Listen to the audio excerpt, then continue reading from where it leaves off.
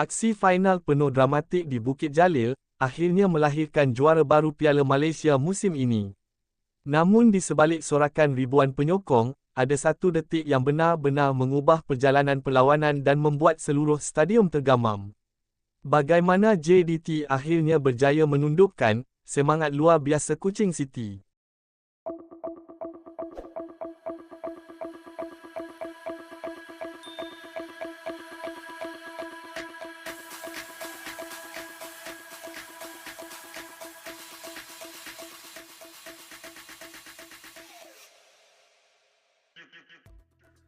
Perjalanan penuh gemilang Johor Darul Ta'zim (JDT) dalam saingan musim 2025-2026 akhirnya ditutup dengan satu lagi kejayaan besar, apabila Harimau Selatan berjaya menjulang trofi Piala Malaysia buat kali ke-6, selepas menewaskan Kuching City FC 2-0 di Stadium Nasional Bukit Jalil.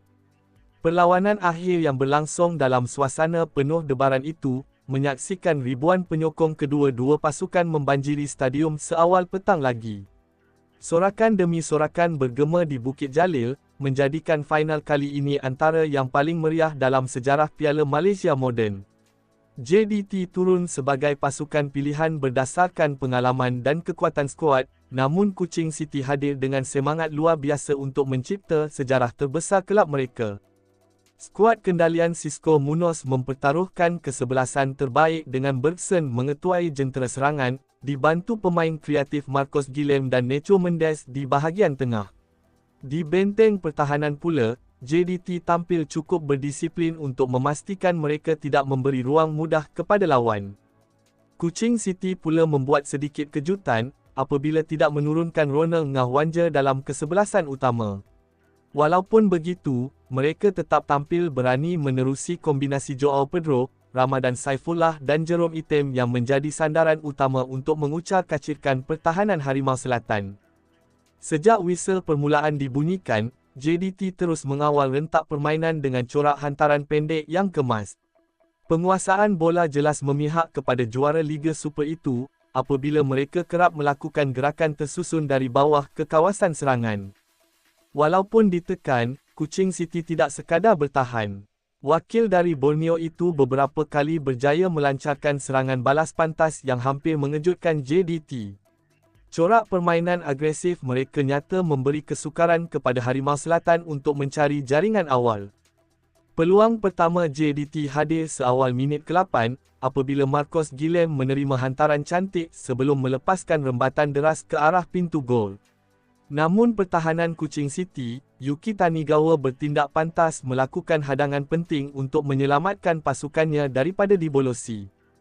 Tidak lama kemudian, penyokong JDT bersorak kegembiraan apabila Bergson berjaya menolak masuk bola ke gawang Kuching City pada minit ke-11. Namun kegembiraan itu tidak bertahan lama selepas pengadil membatalkan jaringan tersebut, kerana berlaku kekasaran dalam situasi sebelumnya. Kuching City mula meningkatkan keyakinan selepas berjaya menahan beberapa asakan bertali arus JDT. Pada minit ke-19, mereka hampir mengejutkan stadium menerusi gerakan menarik hasil kerjasama Joao Pedro dan Ramadan Saifullah. Namun percubaan Ramadan sedikit tersasar walaupun berada dalam posisi yang baik.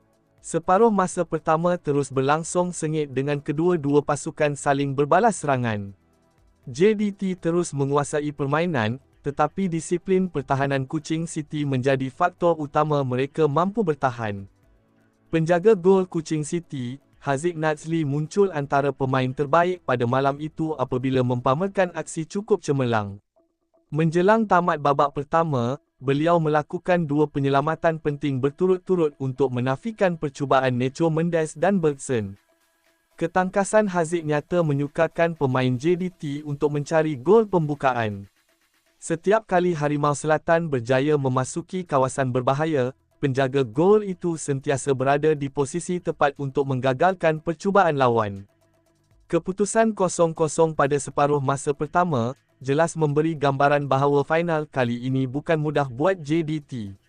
Kuching City berjaya membuktikan mereka layak berada di pentas akhir, dan tidak gentar berdepan gegasi bola sepak Malaysia itu. Memasuki babak kedua, JDT meningkatkan tempo permainan dengan lebih agresif. Hampir keseluruhan pemain mereka berada di kawasan Kuching City bagi memberi tekanan berterusan. Kuching City bagaimanapun memperoleh peluang terbaik perlawanan pada minit ke-61, apabila pengadil menghadiahkan sepakan penalti selepas Ramadan Saifullah dijatuhkan di dalam kotak penalti. Seluruh stadium seakan terdiam kerana peluang itu mampu mengubah arah perlawanan. Namun tekanan pentas final jelas dirasai apabila Ramadan gagal menyempurnakan sepakan penalti tersebut. Bola yang disepaknya tersasar dari pintu gol, sekaligus menjadi detik paling mengecewakan buat Kuching City. Kegagalan itu memberi suntikan semangat besar kepada JDT yang terus melancarkan serangan tanpa henti.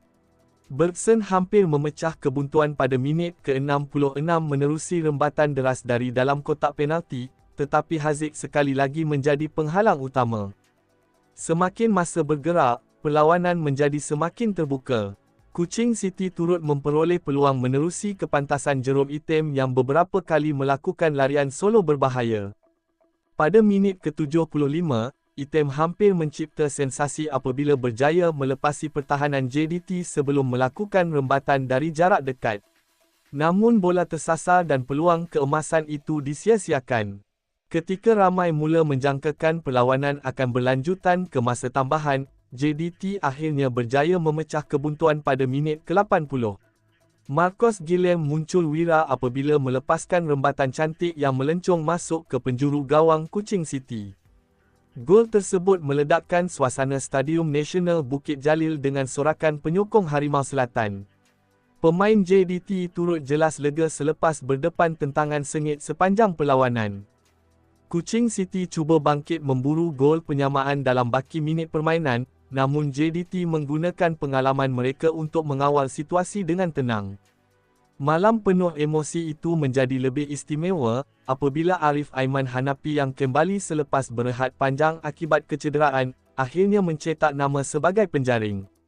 Pemain sensasi negara itu meledak gol kedua JDT pada penghujung permainan, untuk memastikan kemenangan mutlak Harimau Selatan.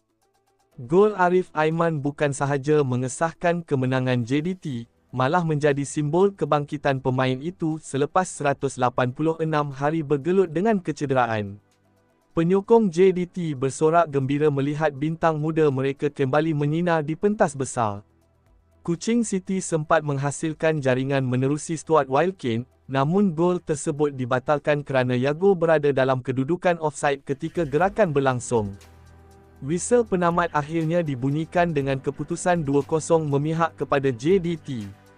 Para pemain dan penyokong Harimau Selatan meraihkan kejayaan penuh bergaya, sambil menjulang trofi Piala Malaysia buat kali ke-6 dalam sejarah kelab. Kejayaan ini sekali lagi membuktikan dominasi JDT dalam bola sepak Malaysia. Di bawah kendalian Xisco Munoz, Harimau Selatan terus menampilkan mentaliti juara dan konsisten memburu setiap trofi yang dipertandingkan. Bagi Kuching City pula, walaupun gagal membawa pulang trofi, perjalanan mereka ke final tetap wajar diberikan pujian. Mereka berjaya memberi saingan sengit kepada pasukan terbaik negara dan membuktikan bahawa kelab dari Borneo juga mampu berdiri sama tinggi di pentas bola sepak Malaysia. Final Piala Malaysia 2025-2026 akhirnya menjadi malam milik Johor Darul Ta'zim. Dengan semangat juang, pengalaman dan kualiti pemain yang dimiliki, JDT sekali lagi membuktikan mengapa mereka terus menjadi kuasa utama bola sepak tanah air.